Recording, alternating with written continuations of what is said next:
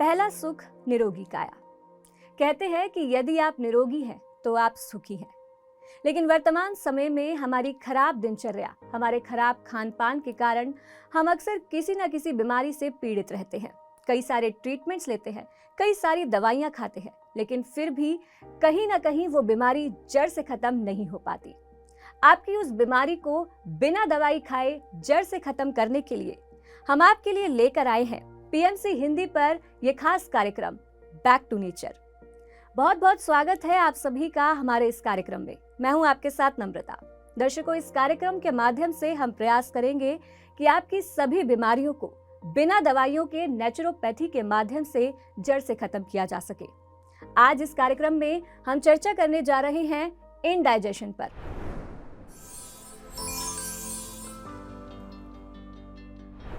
ये एक ऐसी बीमारी है जो लगभग 10 में से 7 लोगों में देखने को मिलती है। जी हां, और कह सकते हैं कि ये बीमारी अन्य सभी बीमारियों की जड़ होती है। इनडाइजेशन के कारण हमें गैस, एसिडिटी, अल्सर और न जाने कितनी तरह की बीमारियों का सामना करना पड़ता है। हम इस बीमारी को हल्के में ले लेते हैं और बिना डॉक्टर की सलाह के कोई भी दवाई खा लेते हैं, लेकिन जबकि ये बीमारी फ्यूचर में जाकर कितना गंभीर रूप ले सकती है, हम इसके बारे में जानते ही नहीं है। आज हम इनडाइजेशन पर बारीकी से चर्चा करेंगे और जानेंगे कि कैसे इस बीमारी को जड़ से खत्म किया जा सकता है। और इस विषय पर हमारे साथ चर्चा करने के लिए स्टूडियो में मौजूद है health expert, nutritionist, naturopath doctor NK. Sharma ji. तो चलिए बिना देर किए कार्यक्रम को आगे बढ़ाते हैं और स्वागत करते हैं डॉक्टर एन.के. शर्मा सर का। सर, आपका कार्यक्रम में बहुत बहुत स्वागत है। मेरा भी बहुत बहुत सबको नमस्कार। सर, डाइजेशन पे बहुत सी चर्चा करेंगे, लेकिन सबसे पहले जो मेरा सवाल है वो यही है कि लोगों को पता कैसे चले कि उनका जो डाइजेस्टिव सिस्टम है वो वीक है, उनका डाइजेस्टिव सिस्टम पुअर है।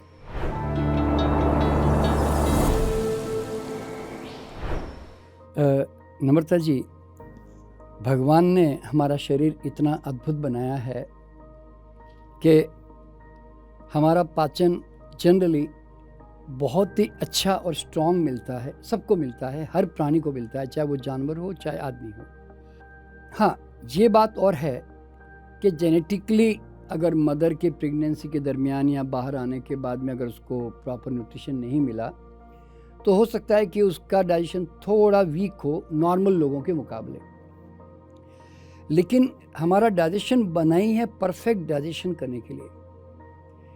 इनडाइजेशन, एसिडिटी, गैस फॉर्मेशन, ये सब वर्ड हमारे जीवन में होने नहीं चाहिए। क्यों नहीं होने चाहिए?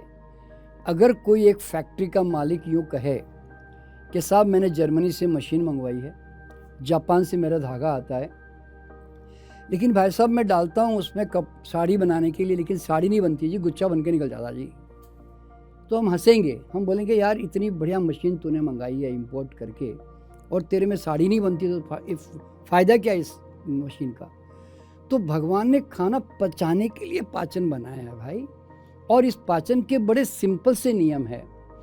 कोई ज़्यादा से ज़्यादा फ़र्क इतना ही पड़ेगा डाइजेशन में कि एक आदमी 4 रोटी खा सकता है, तो आपका अगर कमज़ोर पाचन है तो आप 2 रोटी खा सकते हो, फ़र्क तो इतना ही पड़ेगा।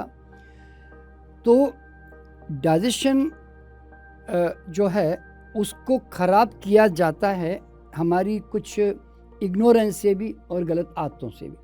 देखिए, पेट से होने वाले जो इनडाइजेशन है ना, ये समझो it's a mother of all illness, समझो ये माँ है सबकी। यहाँ से सारी बीमारियाँ स्टार्ट होती है, क्योंकि सबसे पहले तो ऊपर से अगर लें तो आपको अल्सर्स होंगे पेट में, गैस्ट्राइटिस यानी कि पेट की सूजन होगी आपके, इवन उसमें ड्यूडनल अल्सर, पेप्टिक अल्सर, ऐसे जो ऊपर के हिसाब होते हैं। और प्लस बहुत ज़्यादा अगर हम कंटिन्यूशन में चलते रहते हैं तो फिर आंतों में जाकर ये सड़न जब नीचे आती है तो IBS एक वर्ड है जो इंटेस्टाइनल बाउल सिंड्रोम कहते हैं। फिर अल्सरेटिव कोलाइटिस है, डायरिया है, डिसेंट्री है, कॉन्स्टिपेशन है, और प्लस स्किन की ड्राइनेस है। कई तरह के प्रॉब्लम जो ना शुरू हो जाते हैं, और गैस फॉर्मेशन शुरू हो गई, फिर तो आपकी बॉडी में सर दर्द भी हो सकता है, गैस के कारण आपके पूरी बॉडी में दर्द भी हो सकती है, कई तरह से आपकी रात की नींद डिस्टर्ब होने लग जाती है। ये तो सब मतलब स्टार्टर्स है, मतलब ये समझो प्रकार से जहाँ से ये बड़ी बड़ी बीमारियाँ शुरू होती है। और उसके बाद में अगर ये कॉज आपने ठीक नहीं किया ना, तो फिर यही जाकर बड़ी बड़ी बीमारियाँ कैंसर में कन्वर्ट कर सकती है। क्यों? देखिए, पहले तो इरिटेशन होती है, इरिटेशन लीड टू इन्फ्लेमेशन, यानी कि सूजन हो जाएगी। फिर सूजन भी आप बराबर इरिटेशन करते जा रहे हो तो अल्सरेशन हो जाएगा। अल्सरेशन के बाद में भी इरिटेशन कर रहे हो तो फिर वो कैंसरस बन जाएगा। इसको इंड्यूरेशन कहते हैं। तो इस तरह से अल्टीमेटली आप कोई ना कोई बड़ी बड़ी बीमारियों में निकल ही जाएंगे, क्योंकि जो इनडाइजेस्टेड, जो टॉक्सिक, जो वेस्टेज है बॉडी का, वो तो बॉडी कहीं ना कहीं से तो निकालेगी ना। जो आप तो वो, और हाईली एसिडिक होने से ब्लड प्रेशर हाई भी हो सकता है आपका, आपकी पैंक्रियाज जो है स्लो काम कर सकती है, आपके सोराइसिस हो सकती है, आपको एक्जिमा हो सकता है आपको। मतलब अब बीमारियों का नाम तो जितना गिनाएं उतना कम है। क्यों? कारण क्या है कि हर बीमारी के पीछे कोई ना कोई बॉडी की टॉक्सिक कंडीशन होती है। तो फिर वो आई कहाँ से? वो आपके पेट से तो आई ना भैया, और तो कोई रास्ता था नहीं आने का, ठीक है ना। तो इसीलिए इनडाइजेशन रुका तो समझो कई बीमारियों की जड़ें उसी वक्त खत्म हो गई सब के सब। इतना बड़ा असर होता है इसका। तो एक कैसे इनडाइजेशन और ये गैस एसिडिटी, जितने भी ये डाइजेशन के जो रोग है, इनकी शुरुआत भी कैसे होती है कि सबसे पहला नियम जो हर एक एनिमल किंगडम में एक जानवर भी फॉलो करता है, वो है जब तक उसको एक्चुअल भूख नहीं लगती तब तक वो नहीं खाना खाता। आपने अपने घर में कुत्तों को, गाय को, सबको खाना देते होंगे, तो आपने देखा सामने रख दो तो भी वो लेते ही नहीं है, देखते भी नहीं है। ह्यूमन बीइंग जो है ना, बड़ा साइकोलॉजिकल और बड़ा टाइमली ईटर हो गया है। जनरली हम लोग कैसे खाना खाते हैं? सुबह 9 बज गई, नाश्ता कर लो, लंच हो गया इसलिए लंच कर लो, शाम को घर आ गए तो खाना खा लो, आज मैंने नहीं खाया इसलिए खा लो, बेकार जाएगा इसलिए खा लो, ज़्यादा बन गया इसलिए खा लो, अच्छा बना इसलिए खा लो, काम निपटाना है इसलिए खा लो, मुफ्त में मिला इसलिए खा लो। तो आपका जो रियल खाना जो होता है ना, वो वास्तव में सच्ची भूख से ना होकर एक हैबिचुअल हंगर, एक बोलते ना आदत होती है। तो शरीर कहता है कि मैं मांगूँ और दोगे तो मैं खाना पचा दूंगा, और मैंने नहीं मांगा और आपने दे दिया तो मैं सड़ा के छोड़ दूंगा। क्योंकि no hunger means no juice secretions.